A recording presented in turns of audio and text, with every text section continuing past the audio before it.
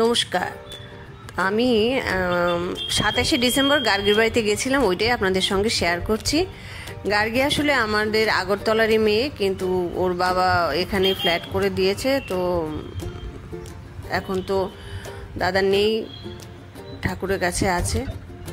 তো আমি ওইখানে যাব। গার্গী আমাকে প্রচণ্ড ভালোবাসে, সবসময় কেয়ার করে। আমার যখন খুব ক্রাইসিসের সময় ছিল, ও সবসময় আমার পাশে থেকেছে, রোজ দিন ফোন করেছে, খবর নিয়েছে। এখনও যদি 2-4 দিন কথা না হয়, ও ফোন করে কাকুমনি তোমার দেখা মিলছে না কেন। এসে পড়লাম এই নার্সারিটা, একটু ফুল টুল নেব।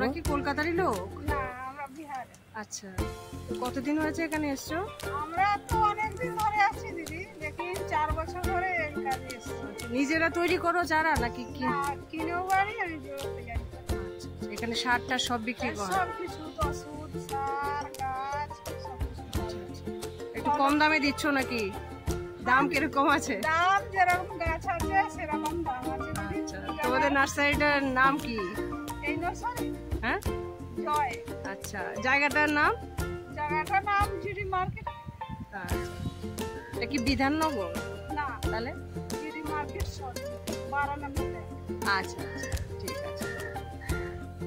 তো এনার সঙ্গে কথা বলে জানা গেল যে এই জায়গাটা besides GD market, GD block, sector 3, Bidhannagar, Kolkata, Rita skin ফাউন্ডেশনেরই লাগোয়া একদম। এখানে খুব ভালো জাতের ফুল গাছ পাওয়া যায়, আর দামেও মোটামুটি একটু কমই আছে। অন্যখানেও আমাকে নিয়ে গেছে, মাম্পি গেছি, অন্যখান থেকে কিনেছি আমি। আমার মনে হলো আর কি তুলনায় এখানে একটু কম আছে। তো কিছু গাছ কিনলাম। আজকাল তো নিয়েও যাওয়া যায় না, খুব হ্যাপা সামলাতে হয় এয়ারপোর্টে। তো যাচ্ছি। আসলে গার্গীর মা রত্নাদি আমার বরের যখন 2-3 বছর বয়স, তখন থেকেই চেনে। এই জন্য ভাইয়ের বউ হিসাবে আমাকে একটু এক্সট্রা আদর করে, আর ভালোই লাগে ওদের সঙ্গে গল্প করতে। তো চলুন যাই, এসে পড়লাম গার্গীর বাড়িতে। চলুন আমার সঙ্গে থাকবেন আপনারাও গার্গীর বাড়িতে, চুটি আড্ডা দিয়ে আমরা।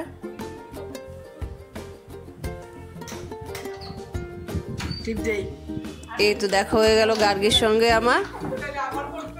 সকাল থেকে ফোন করছিল একদম, কখন আসবে বলে।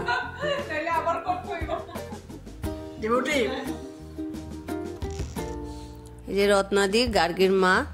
উনি আজকাল আর্থ্রাইটিসের জন্য একটু পায়ে কষ্ট পাচ্ছে, কিন্তু ও হাসি মুখে বলছে, সবসময় মজা করেই থাকে, হাসি খুশি থাকে সবাই। এসে দেখা হয়ে গেল। ও শাশুড়ি মাও এসছেন এখানে বেড়াতে, ওদেরও বাড়ি আগরতলাতে। এসে সবাই এসে দেখা হয়ে গেল আর কি। আর আছেন আমার ঠাকুর।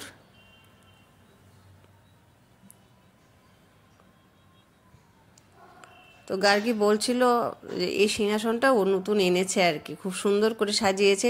শীত পড়েছে, ঠাকুরকে একদম শীতের জামা কাপড় পরানো হয়েছে। বলছে একটা ঠাকুরের গান করবে তুমি? বলছে ঠিক আছে। আজকাল না খুব কাশি হয়ে যায়, বেশিক্ষণ আমি ইয়েও করতে পারি না, তবু চেষ্টা করব। ঠাকুরের গান গাইতে কার না ভালো লাগে? আমি তো আর শিল্পী নই, ঠাকুরকে শোনানোর জন্য গাওয়া যেতেই পারে। তোরা আপনারাও একটু কষ্ট করে শুনে নেবেন আর কি আর করা। রাম কৃষ্ণ নাম, রাম কৃষ্ণ রাম কৃষ্ণ রাম কৃষ্ণ নাম, প্রেম করে মন রে গাহো রাম কৃষ্ণ নাম, রাম কৃষ্ণ রাম কৃষ্ণ রাম কৃষ্ণ নাম, অন্তরে যতনে রাখো মন রে গাহো নাম, অন্তরে যতনে রাখো মন রে গাহো নাম, দীন কাঙালের ধাম রাম কৃষ্ণ নাম, শ্রীরাম কৃষ্ণ নাম, শ্রীরাম কৃষ্ণ নাম, শ্রীরাম কৃষ্ণ নাম, শ্রীরাম কৃষ্ণ নাম, প্রেম ভরে মন রে গাহো রাম কৃষ্ণ নাম, শ্রীরাম কৃষ্ণ রাম কৃষ্ণ রাম কৃষ্ণ নাম। তো ইনি গার্গীর শ্বশুরমশাই। আর অরিন্দম, ও বাড়িতে ছিল না, অফিসে ছিল। আর ও তো কাজ করছে মন দিয়ে একদম আমার জন্য সব রেডি। ও খুব গোছানো আর কি, ঘর একদম ফ্ল্যাটটা পুরো গুছিয়ে রাখে, সুন্দর করে সাজিয়ে গুজিয়ে। ও বুঝতে পারিনি আমি যে ছবি তুলছিলাম পেছন থেকে, ঘাবড়ে গেছে। তোমার জন্য রান্না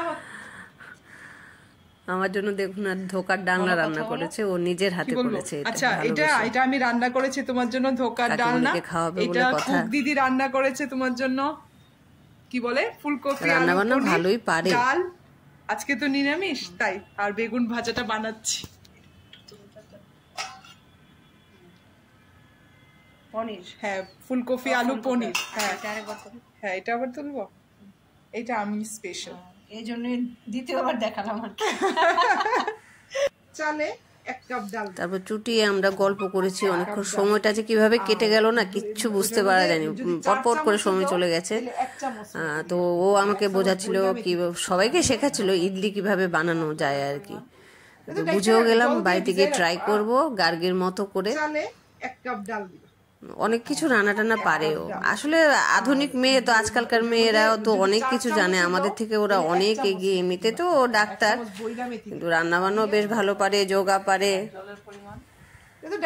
জল দিয়ে ভিজাই রাখবা। আর সবাইকে কিভাবে ভালোবেসে কাছে রাখতে হয় ওইটাও বেশ ভালোই জানে।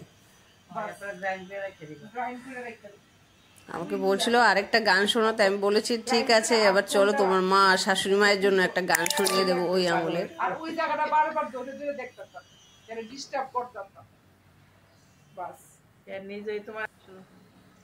100 साल पहले मुझे तुमसे प्यार था, मुझे तुमसे प्यार था, आज भी है और कल भी रहेगा, सदियों से तुमसे मिलने जिया बेकरार था, जिया बेकरार था, आज भी है और कल भी रहे। তো চলে এসেছি, কারণ মাম্পি অনেকবার ফোন করছিল, আসলে রাত্রি হয়ে যাচ্ছে তো একা একা আসবো, গাড়ি একটা গাড়ি ভাড়া করে দিয়েছে। তো চলে আসছি আমার মাম্পির কাছে। তো দেখা হচ্ছে আপনাদের সঙ্গে নতুন একটি পর্বে। ততক্ষণ ভালো থাকুন, সুস্থ থাকুন, সবাইকে ভালো রাখুন।